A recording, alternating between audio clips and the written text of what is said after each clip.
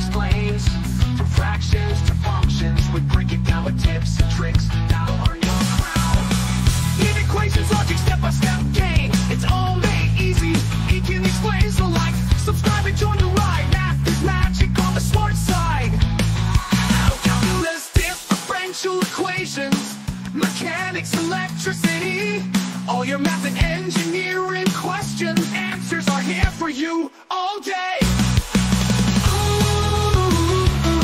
Engineer Akin explains. Engineer Akin explains. Learn another lot. So 3 times cosine theta. So, 2 pi. Wala na next step. 2 pi L na to.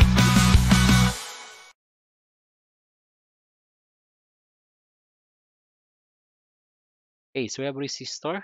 Ito po yung symbol ng resistor. This is for the US and Japan na accepted na symbol resistor. So ito yung fixed. Then we have the variable resistors. Then for the Europe, which is the IEC na standard na resistor, so ito po yung symbols niya. Parang lang, rectangle, no? So ang nakasanayan natin is yung sa symbol for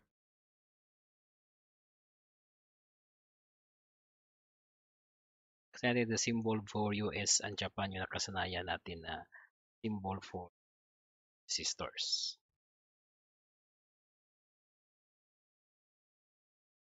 Okay. So we have the different types of resistor. So we have here the table for that one. Resistors could be carbon composition, ceramic, carbon film, metal oxide film, ceramic, wire wound, and foil. So sa yung kanyang mga resistance. No? So the smallest resistor is yung may pinakamaliit na resistance, which is usually used for electronic components. No? Ito yung kanyang mga voltage range, no, for cermet and wire wound, so kaya na hanggang 60 kV at 89 kV. So metal oxide naman, which is usually used for transmission system, 37.5 kV, and for metal film is 10 kV. You just familiarize with this one kasi ang kadalasan itinatanong dito is ano yung pinakamaliit na resistor at ano din yung pinakamalaki. Then we have metal oxide varistor. So this is the first type of resistor po na ating i-discuss. So a metal oxide varistor or an MOV is a special type of resistor. Special type of resistor that changes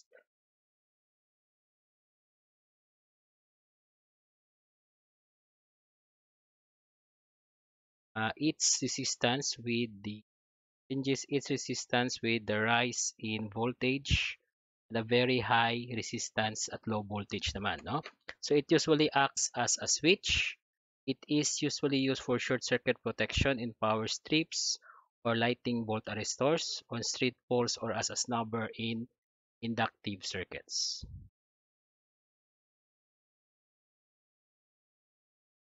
Then we have variable resistors. The variable resistor is a resistor whose value can be adjusted by turning a shaft or sliding a control. They are also called potentiometers or rheostats and allow the resistance of the device to altered by hand. No? So a rheostat, a variable resistor with two terminals, one fixed and one sliding. So it is used with high currents. So a potentiometer, which is also a common type of variable resistors, it is usually used for amplification of audio and other forms of amplifiers. No? So yung rheostat is for high current purposes, habang yung potentiometer naman is for audio or amplification purposes.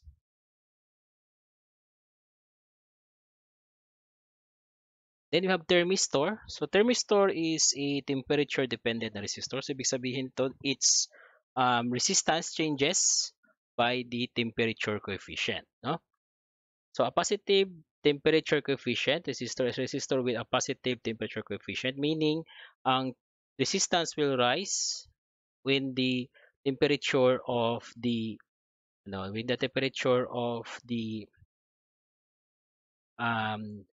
resistor will also rise. So, kapag tumaas yung temperature, tataas din yung resistance. No? So, it is usually used for tawag doon, for television sets, no? And also, specialized version is only used for self-repairing fuse. So, ibig sabihin, when that fuse will be busted, no? So, it will repair itself, no? Habang bumababa yung temperature. Then we have the NTC, a negative temperature coefficient resistor, which is a thermistor na kung saan kapag bumaba yung temperature, tataas yung resistance. So, the exact opposite of a PTC or the positive temperature coefficient na thermistor. So a synsistor is a semiconductor-based resistor with a negative temperature coefficient useful in compensating for temperature-induced effects in electronic circuit.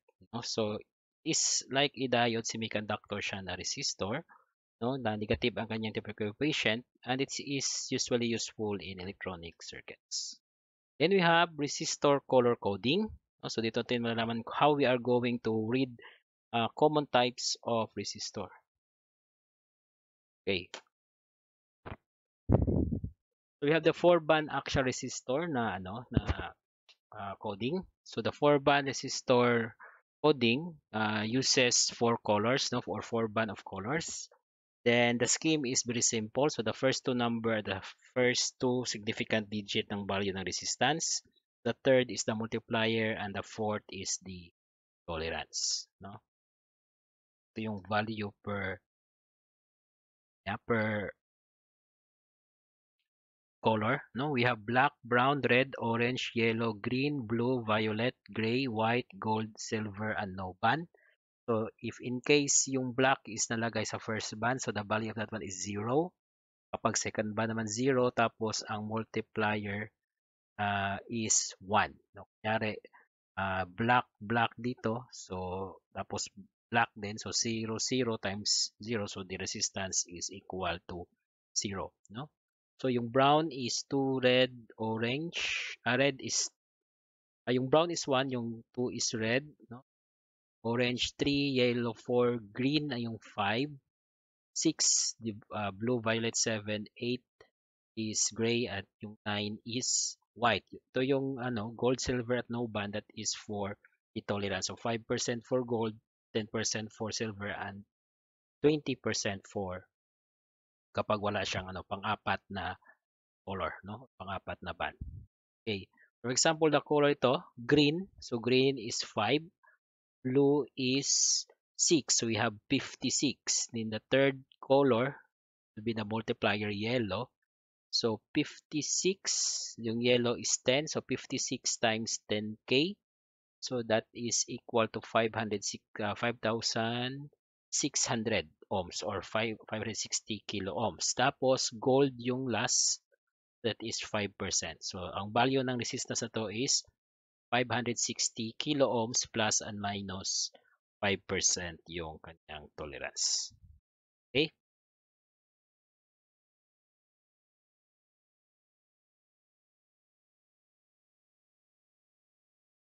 So meron tayong 5-band.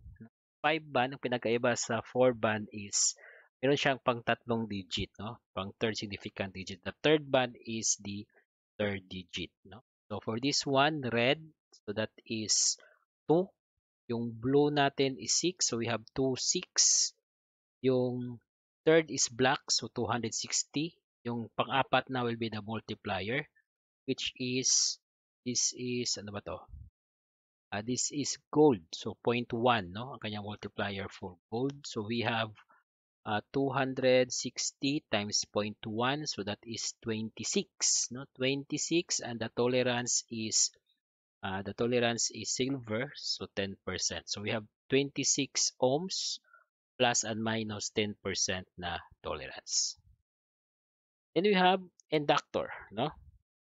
So inductor are also called coil, choke, or reactor. So an inductor is a passive electrical component that stores electrical energy in a magnetic field, no?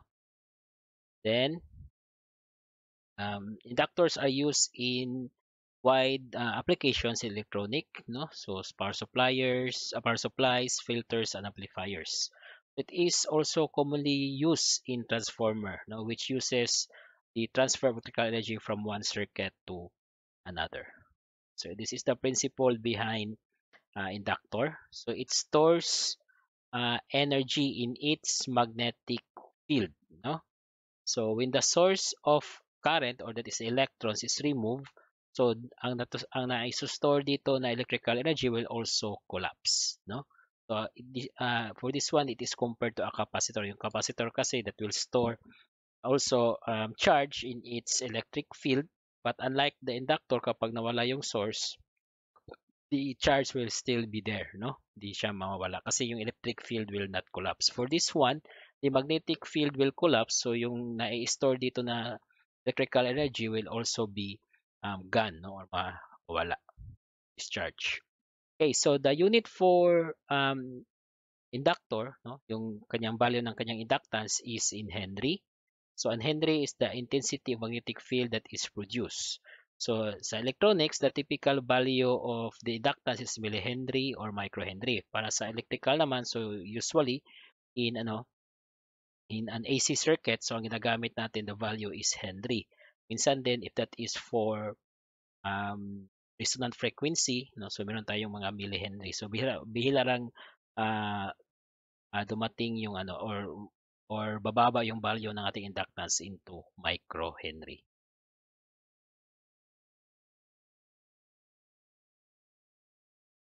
Okay, so the inductor, so there are many types of inductor depending on its medium, no, kung ano yung nasa gitna niya. So meron tayong air wound, so dito wala siyang sa gitna. Meron din tayong permeable material or magnetic material, so iron or ferrite or ferrous na steel, pwede yang gamitin as the core, no, kung saan doon natin napaikot yung ating coil of wire. Pwede din siya toroidal, ganito. So that is still an inductor.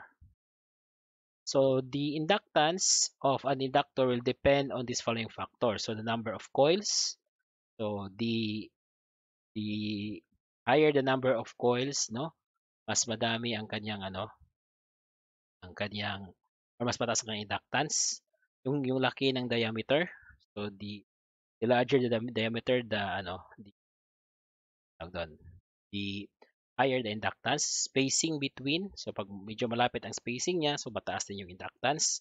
Yung size na ginagamit, no? So the larger the size of the wire used to create an inductor, so mas mataas din yung inductance. Tapos yung type of material, no? Sa gitna. If that is air or yung iron or soft iron. So this is the voltage on an inductor. So the formula is voltage is equals to the inductance times the current divided by the time, wherein your self-inductance, so ang unit nito is in Henry, tapos yung current amperes, yung time t must be in seconds. Okay, so we have the different types of inductors. Okay, so in an air core inductor, the core is completely not present and gives high reluctance pathway to the magnetic flux, thus less inductance. These types of inductor have superior coils to generate higher flux densities. So the application of air core inductor include in high frequency applications such as TV and also radio receivers. So yan, no? So ito yung symbol for an air core conductor. So yung gitna niya is space lang or air lang yung kanyang core, no? So it is usually used in TV and radio receiver. So this is the very most common type of inductor. Then ferromagnetic or iron core inductor.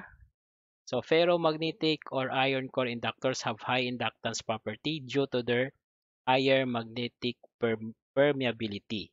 So this type of inductors are high power inductors but incomplete in higher frequency due to the current losses, namely the AD current and the hysteresis loss. So the AD current and the hysteresis loss are due to the magnetic, no, the magnetic effect of the core ng ating inductor.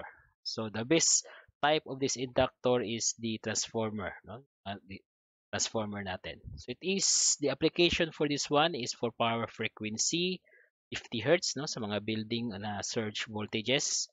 Tapos sa audio frequency ang kanyang kayang na frequency or the range is 20 Hz to 20 kilohertz as audio as EF chokes, no, for tone controls.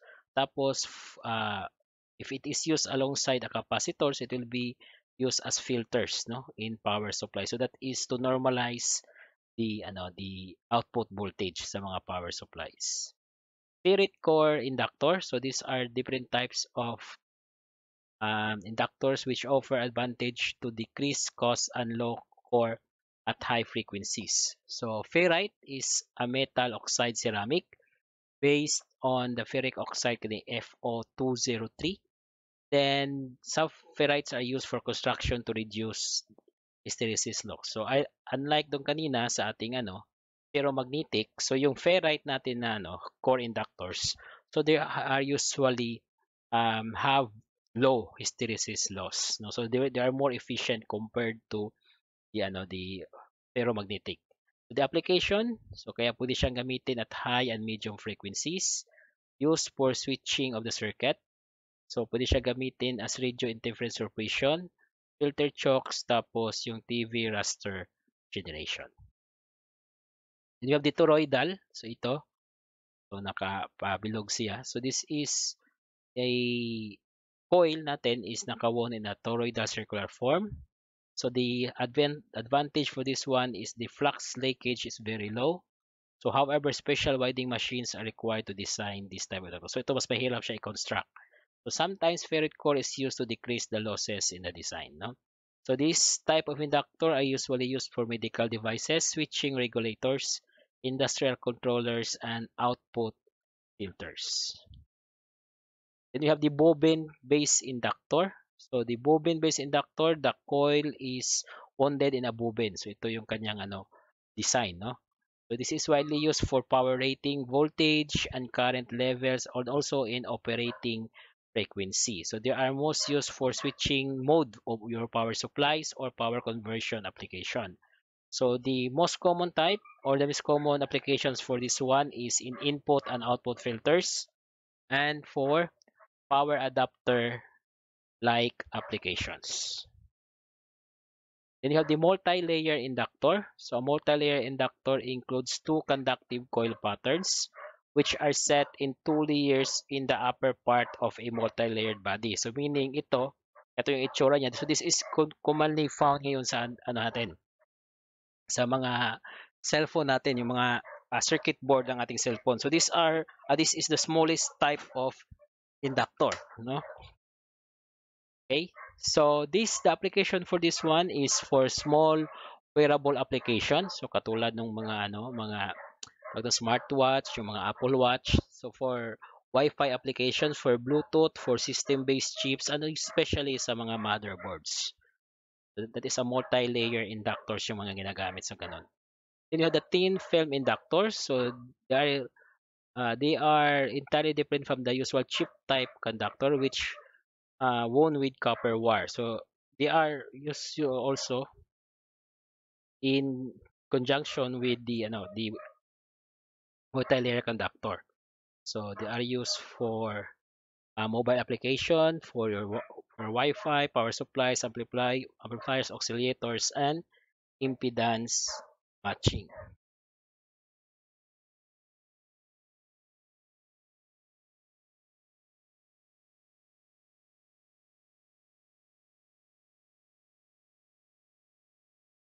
Okay, so we have X-shot inductors or color ring inductor. A color ring inductor, also known as a color code inductor or a color ring inductor, is a self-inducting component together with a capacitor. So the inductance coil color ring inductance typically creates a filter circuit, no? Then the applications, it is used as line filter, filter design, or boost converter.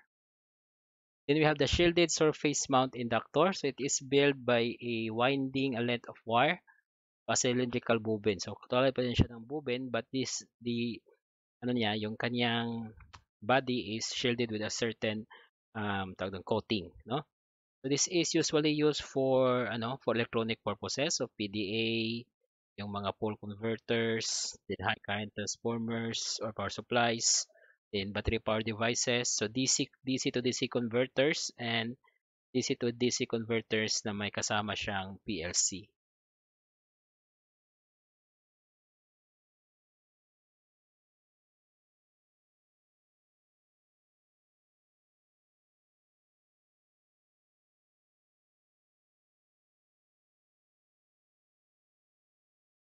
Then we have the wireless charging. So ito yung pinakabagong type of inductor ngayon, which is usually used in our cell phones, no? Yung mga iPhone or mga Samsung phone na may wireless charging. So basically, that is just an inductor which works in electromagnetic na induction. So kaya nagka-charge kasi yung yung charging pad, meron siyang isang tawag doon, ganito na wireless charging coil. Tapos yung sa likod ng cellphone din is may wireless charging coil. So when they come in contact, so same yung principle niya sa transformer. No? The transfer of um, el- electrical e- electrical energy through its magnetic field. Okay. You have the variable inductor. So the variable inductor is katulad ng resistor na pwede nating baguhin yung kanyang resistance. So they are usually used for high frequency application. No? So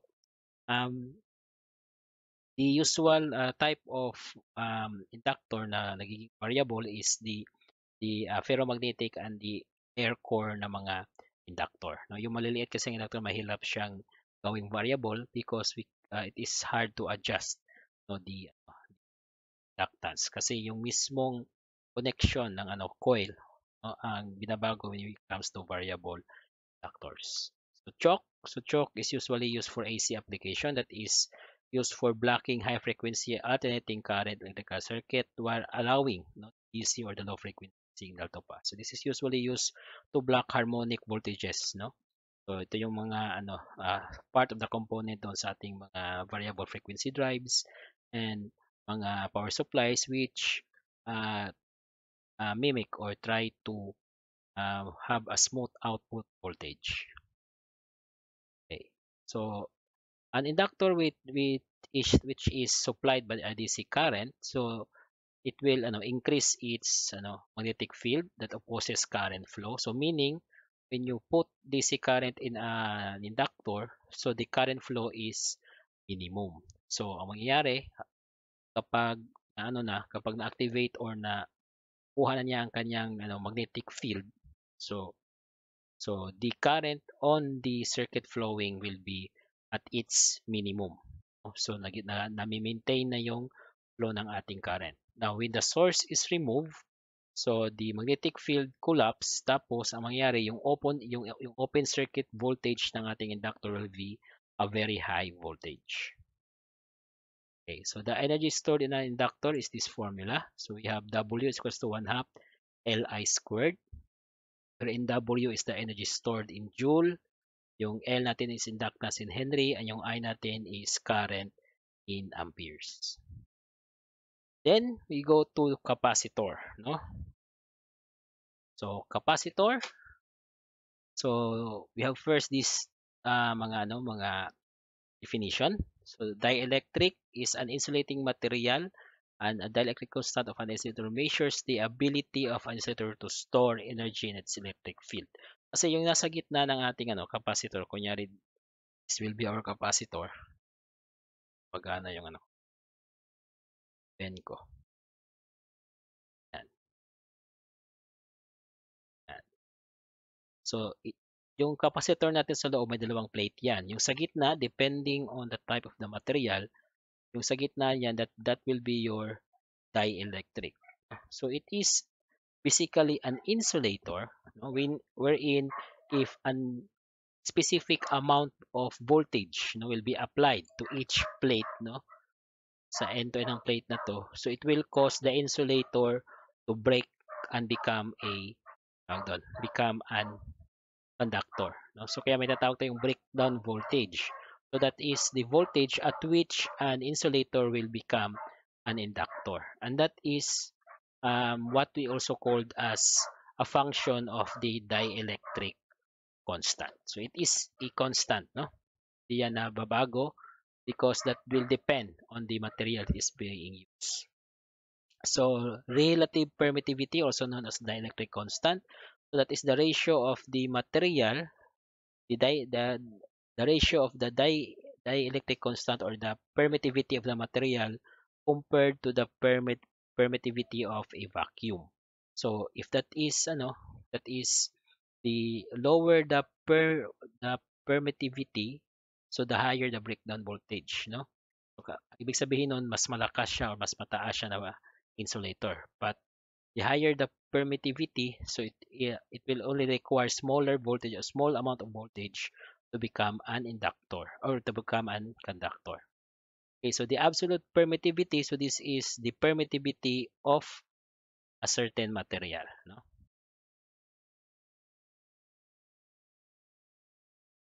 You have Coulomb's law.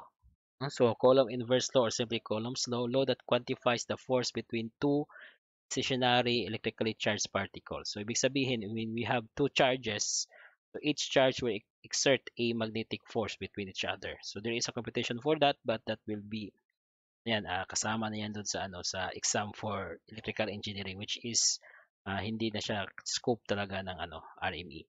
The first law of electrostatics, so the first law of electrostatics states that like charges repel and unlike charges attract.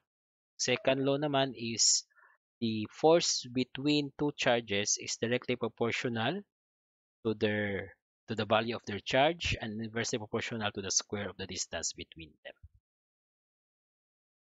So this is the formula for capacitance. So I believe na discuss na natin to last time, no? So capacitance is equal to charge over the voltage.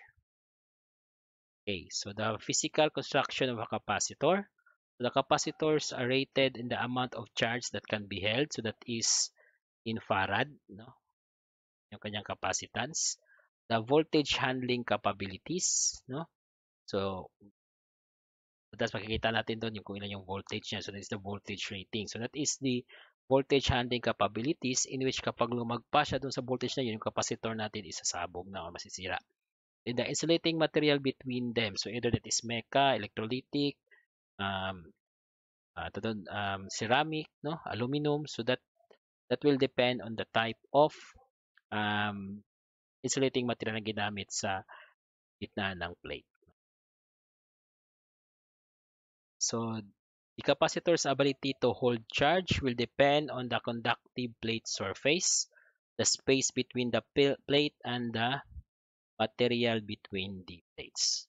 So the narrow the spacing, so mas mataas ang kanyang electric field, so it will also hold large amount of charge, no? So the bigger the area of the conducting plate, so mas taas din yung kanyang capacitance. Okay, so the properties of the capacitor. So the dielectric strength is the strength of the insulating material. The dielectric breakdown is the failure of the insulating material to prevent flow of the current between the two plates. So ito yung tinatawag yung breakdown voltage or dielectric breakdown. Then dissipation factor is the capacitor. The dissipation factor of capacitor is the power loss when AC is applied through capacitor. So if a capacitor is nakalagay ang kanyang dissipation factor, so it is much better that your capacitor has a lower dissipation factor. Ibig sabihin nun, mas konti ang kanyang power loss. Okay, so we have the different types of capacitor. First, we have the electrolytic. It could be aluminum or tantalum. So it is polarized, no? Ibig sabihin, meron siyang positive negative terminal. Kapag nabaliktad, it will cause the capacitor to explode, no? Then you have the film capacitors. So they are also known as plastic film dielectric capacitor, or polymer film capacitor. So they are usually used for AC voltage application without DC bias, no? So, and they are also not temperature dependent. So, ibig sabihin, if in case uminit siya, hindi magkakaroon ng effect sa kanyang capacitance, and also has a low dissipation factor. So, the film capacitors are not polarized. So, meaning, wala siyang positive-negative terminal. No? So, it can be installed either way in an application. Ceramic capacitor is a fixed value na capacitor. So, ang kanyang material sa gitna ay ceramic. So, tawag siyang ceramic capacitor. It is constructed of two or more alternating layers of ceramics. So, the composition of the ceramic will define the behavior and therefore the applications of this capacitor. So, it is usually used, no, in conjunction with the mecha na capacitor. So, we have two types of ceramic capacitor according to their classes. So, the type of ceramic is also the type of class na nakaano sa kanya. Nakatawag doon, naka-classify. So, class 1, so they are most, or they will offer high stability at low losses for resonance circuit application. And class 2 naman is high volumetric efficiency for buffer, bypass, and coupling applications of our electrical circuits. Ito yung mga breakdown, no, for each of the type of capacitor, ang kanyang permittivity, ang kanyang dielectric strength. So meaning this is the voltage at which, no, our insulating material or our yung ating material sa gitna will begin to burn or to break down. So the thickness of the plate, ito yung range ng kanyang doon, capacitance. Ito ang kanyang dissipation factor. Okay, so the capacitor behavior in DC. So when connected to DC, the capacitor charges and holds the charge as long as the DC voltage is applied. So ibig sabihin, the charge of a capacitor will hold, no? Kahit pa mawala yung kanyang DC voltage, ano lang siya kapag inano natin, i-discharge. So the capacitor essentially blocks DC current.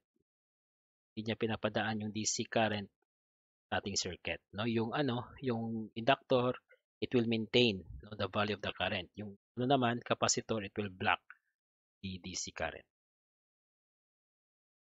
Okay. So yung mga typical values for our capacitance. So micro, nano, and pico, no? So we usually use millifarad, no, doon na sa mga applications sa mga distribution system or sa mga transmission system. Okay, so the energy stored in a capacitor is equal to 1/2 C squared, wherein our C is the capacitance and our voltage is in volts. Yung ating W, that is the energy stored, which is in joule. Okay. Then you have other electrical components. So we have diode.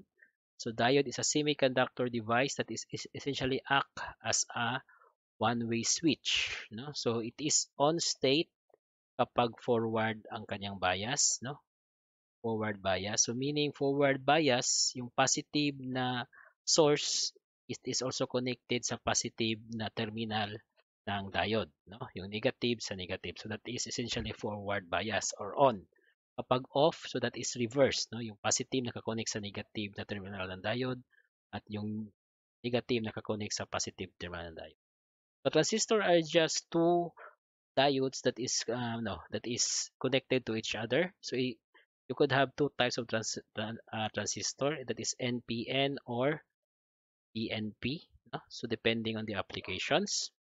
So it is usually used as switch, gate, or for amplification. Then we have integrated circuits. Is just a group of capacitor that could perform, no, that could perform certain amount of amplification or logic circuit, no, or logic gate. That is an integrated circuit. And the vacuum tube is the earliest form of electronic device or the oldest form of a transistor, vacuum tube. So it is usually used to amplify the current flow, no? So this is used for older versions of TV, radio, and mga other electronic devices, no? So the cathode is heated in a light bulb so it will emit electrons. Okay. Yan. So semiconductor term, so forward biasing. So ito, sabi ko na kanina, the diode is forward bias if that is connected, positive, positive, negative, negative. Reverse bias kapag positive, negative, negative, positive. Yung doping is that is a intentional introduction to on of impurities to a certain semiconductor to increase its conductivity or its properties. No, either that is for electrical, optical, or structural purposes. So hole is an absence of electron in a particular place in an atom. So if may nag-transfer na atom from a certain atom to another, so in an electronic term, ang tawag doon sa naiwan na space na yon is a hole. In the emitter, so that is the terminal of the transistor which is heavily doped as compared to the two which is base and collector. So the emitter will supply the charge carrier. Yung base naman, so that is an extremely small region of a transistor. Yung collector naman is the part of the transistor na the nasa middle yung kanyang ng kanyang region, no? So it is usually used to combine the properties between the emitter and the base and will give also the amplification.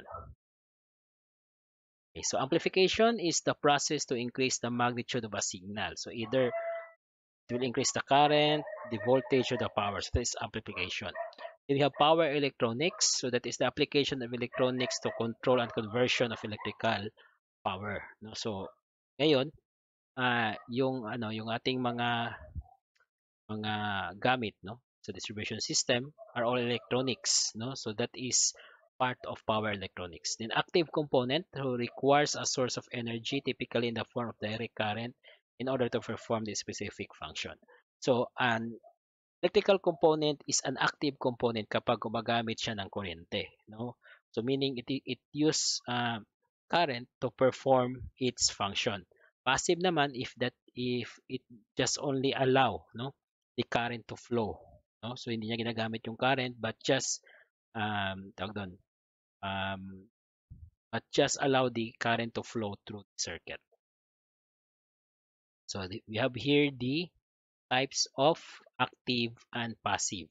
So yung ating transistor, diode, LED, photodiode, IC, op-amp, then itong counter natin also na 7-segment display and the battery are all active electrical components. Yung passive natin is our resistor, LDR natin, so that is just light dependent resistor, the thermistor, capacitor, inductor, switch, variable resistor, and also our transformer. So those are passive components.